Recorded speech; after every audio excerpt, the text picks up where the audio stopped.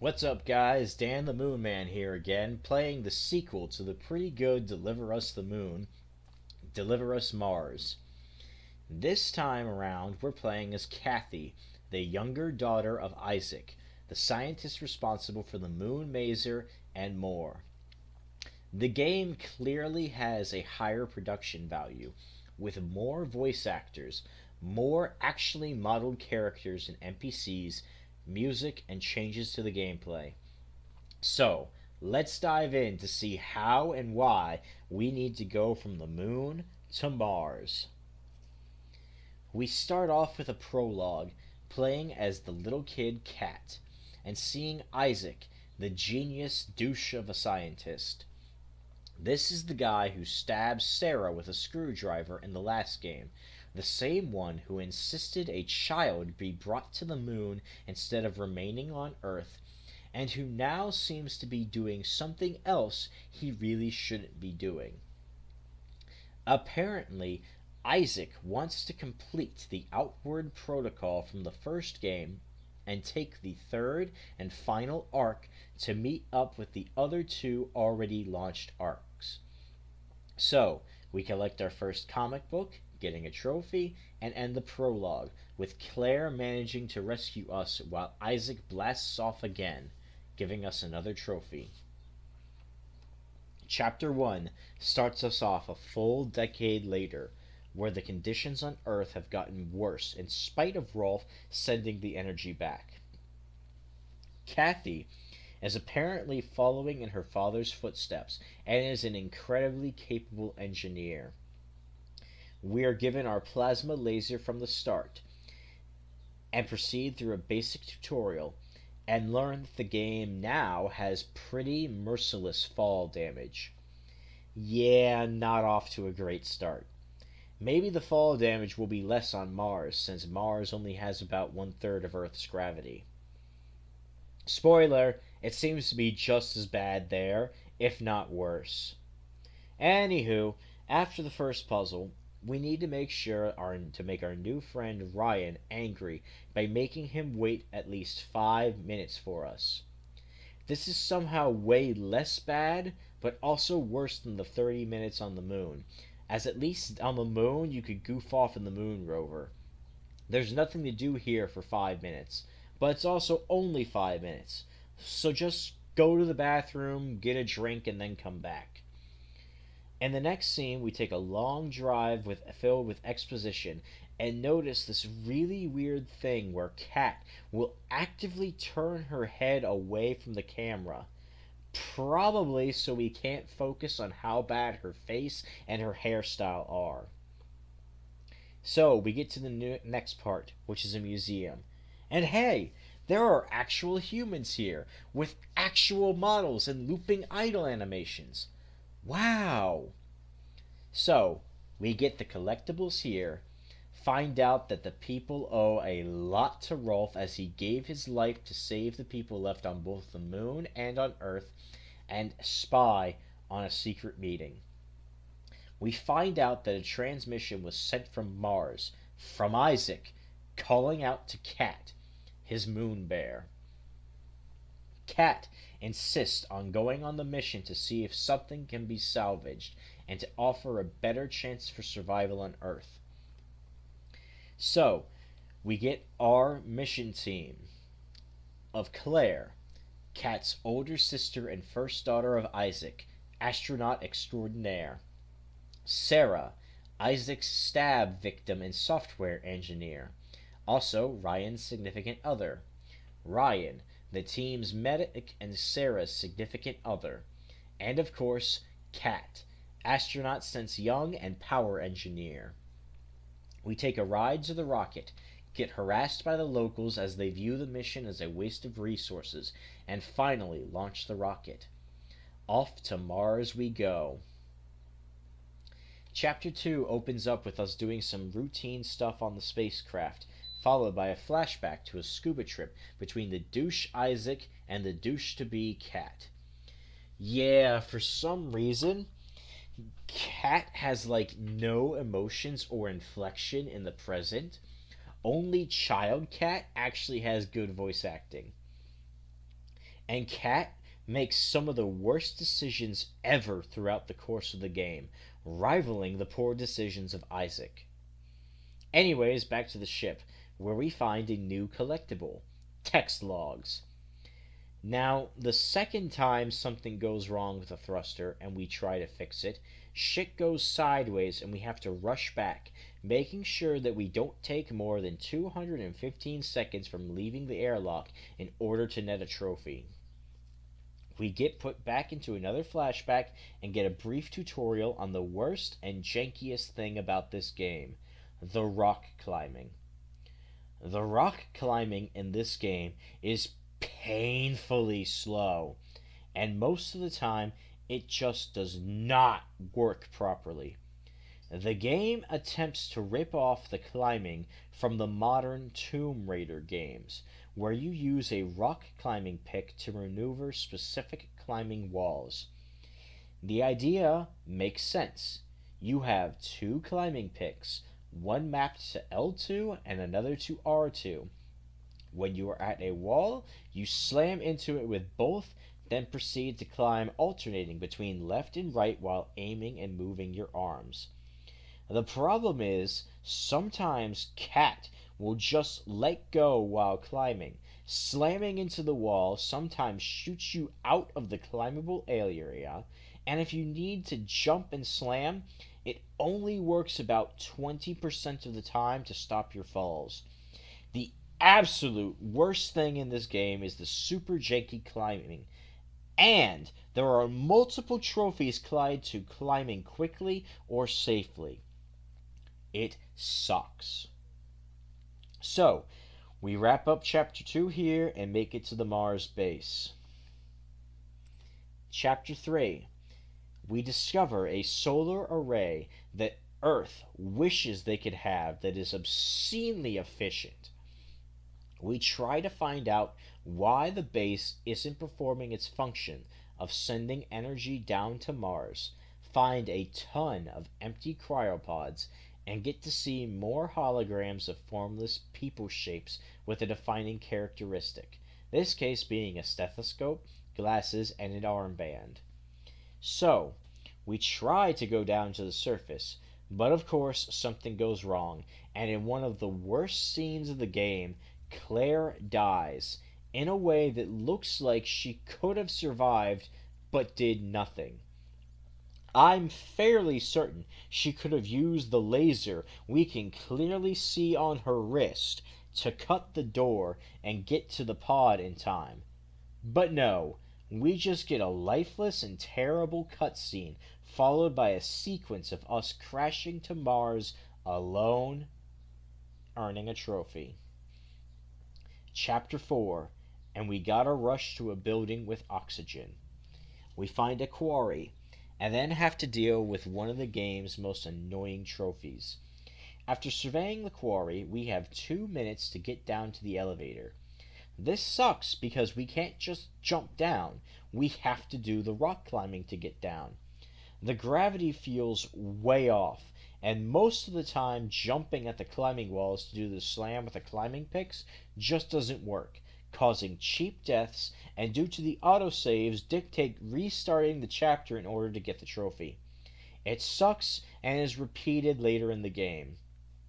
After that arduous ordeal, we get access to a rover, find out that Sarah and Ryan survived, and we need to meet up at one of the arcs that is on the surface of Mars.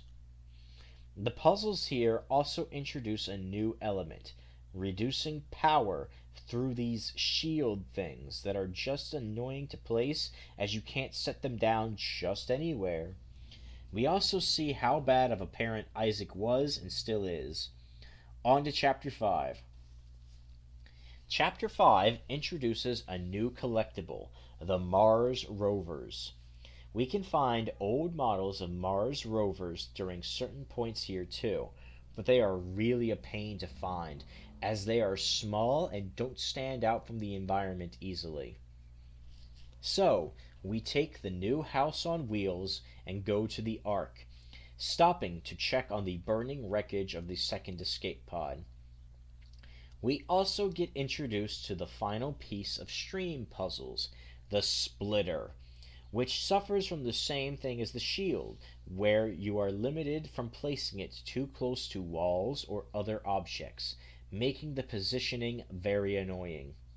We can find a secret room of a madman for a special trophy, and discover the special atmosphere repair generator on the Ark, something with the potential to save the Earth. The chapter ends with Kat being a bitch, spying on Ryan and Sarah, and finding out that weapons were brought in case the members of Outward were hostile. Kat starts to plan to do something really stupid now. These spying sections also suck because you have to wait in a specific section while the whole conversation plays out, and only then can you proceed to the next part, which is dumb, but not as dumb as the climbing sections. Chapter 6 starts up with Kat having done something really stupid, abandoning the crew, disobeying the orders, and is hundreds of miles away. Then, to make matters worse, Kat chucks the weapons into a gorge, never to be seen again. Glad to see she takes after her father in every way. And once again, we have another survey and a rush to climb down, dealing with worse glitches and really bad optimization here. There were times here where I outright teleported to other places, or was safely climbing down, and then all of a sudden falling to death. This was even worse than climbing down on the quarry, because it's nearly twice as long. After about 30 attempts, the trophy finally popped, and we can continue to see if there's actually life here. We explore the greenhouses, deal with the shitty lock systems on the holograms, the brief puzzle to do to unlock the holograms, and find out that things really were going to shit on Mars. Dr. Rosa was basically staging a coup, while MacArthur was ruling with an iron fist, and Isaac was being a beta male as usual.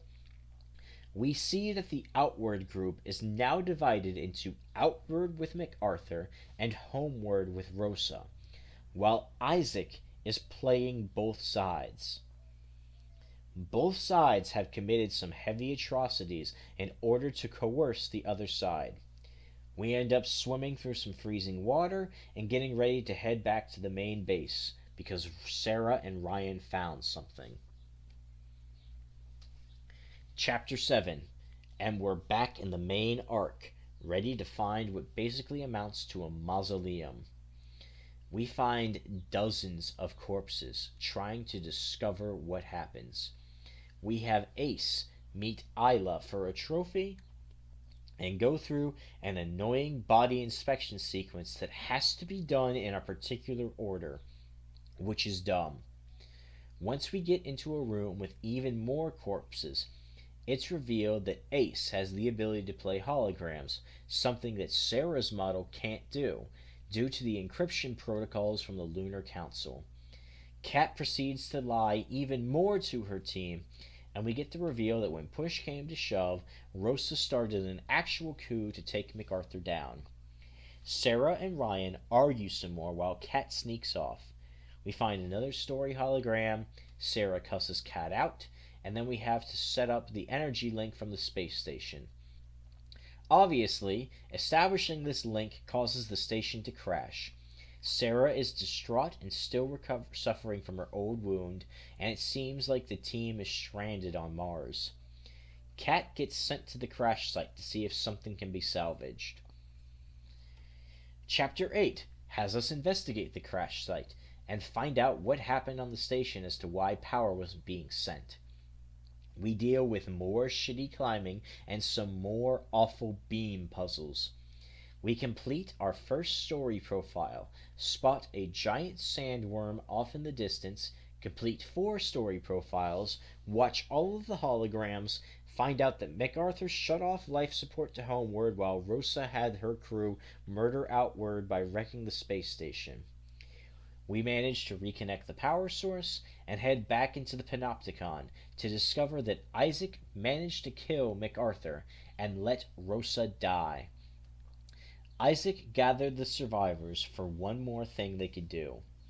So, of course, Kat immediately knows her father is alive and has to find him. Sarah cusses Kat out again and really rubs salt in the wound due to the fact that Claire knew that Kat was unstable, naive, and unfit to be part of this mission. Kat, of course, escapes and heads out to the new colony during a dust storm. Hurry up and find the second to last rover before the storm gets too bad to see anything and forces you to the next chapter. Don't be afraid to load the autosave in case you can't find it. The final full chapter is coming up. Chapter 9 starts with us trying to find the most obtusely placed rover. Once that's done, we invade the colony and get the last few collectibles, save for one last comic and scan in the epilogue. We make sure to hang out under a speaker playing bird noises, and then get ready for this final stupid climbing section. Somehow Sarah came with us, and Kat finally realizes how selfish and bad her father is, so Kat finally decides to do something right.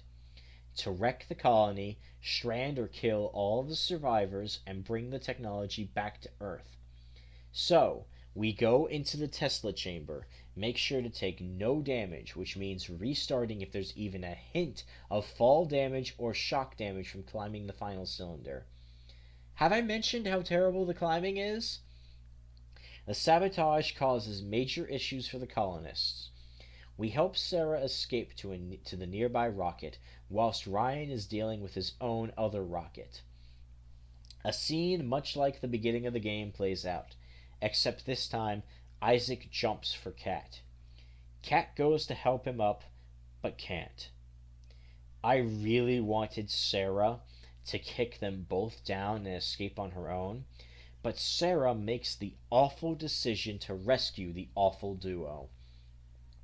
We help with the rocket launch and proceed to the epilogue. Here in the epilogue, we get the last comic and the final scan, and see that Isaac managed to create a bioprinter that can print plants to help life thrive on planets. He muses over the issues and whether anything will change. We see that Ryan probably had to kill a few colonists and get left on a cliffhanger for a potential third game, not knowing if Kat, Sarah, Ryan, or Isaac make it back, or what shit has probably gone down on Earth. Finn, with a to be continued in a year or two? Overall, the game is simultaneously better and worse than the first game. There's more voice acting and different puzzles to solve, more varied areas and environments, and some gameplay changes. But the climbing is awful. The fall damage is worse than the Outer Worlds, and the game just doesn't run well. I had constant glitches, freezes, pauses, and controls that would just stop working. Not only that, the puzzles were frustrating, and having to play as Kat, who wouldn't look at the camera properly, had next to no emotion in her voice save for the awful scene when Claire dies, and makes some of the absolute dumbest decisions ever. It seems like the developers wanted to dumb down the story to reach a wider audience, but simultaneously alienated everyone with cruddy optimization, awful beam puzzles, unlikable characters, and a mildly predictable storyline. How do we go from the fun and intriguing Moon story with the Lunar Council conspiracy to this bullshit? The Platinum Trophy is a 2.6 out of 10 due to having to fight the game on 3 occasions to climb properly in a hurry, deal with obscene fall damage, glitches, and terrible autosaves. And of course, the stupid rovers that are so damn hard to see. Overall, the game is placed on the patented Dan the Ranking Man scale as a 43 out of 100, due to not being as enjoyable as the first game, having worse mechanics, and every improvement is brought down by an even worse con. Annoying puzzles, glitches, and an extremely weak main character drag down what could have been an amazing sequel, and tries to set up way too much for a final game that may never come. Until next time, like and subscribe, and remember, only losers attempt to stage a coup without a plan to seize all of the points of power immediately. Seriously, if Rosa wanted to capture everything, she needed to control the greenhouse with its water purification, the Ark with its atmosphere generator, and the space station providing power. And she couldn't even capture MacArthur properly when she took him by surprise and he was powerless. And he still managed to get away, sabotage the power station, and suffocate majority of the Homeworld people.